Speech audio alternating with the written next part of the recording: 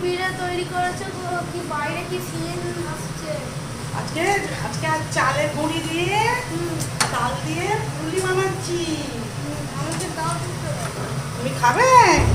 দাঁড়াও, এগুলো আগে ছেঁকে তুলে নিয়ে এই দেখুন চালের গুঁড়ি, নারকেল গুঁড়ো আর একটু ময়দা নিয়ে কত সুন্দর মচমচে দানা দানা তালের ফুরুলি হচ্ছে।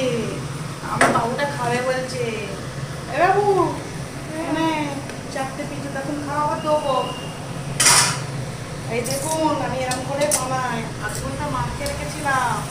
আপনারা তো কেউ লাইক করছেন না, প্লিজ লাইক করুন। আর ইসুপ কোথায়? ইসুপকে দুটো তালে ফুরুলি দেই মাই। ইসুপকে দুটো তালে ফুরুলি দিবি, হ্যাঁ? আচ্ছা। ও নাহলে আবার গেলে কি বলবি, ওকে দুটো দিয়ে আয় তাড়াতাড়ি। খাই খাই কি একটা দেবে না?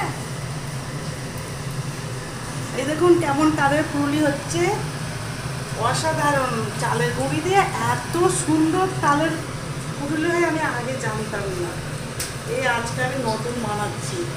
প্লিজ আপনারা এরকম বানান, হেভি সুন্দর খেতে লাগবে।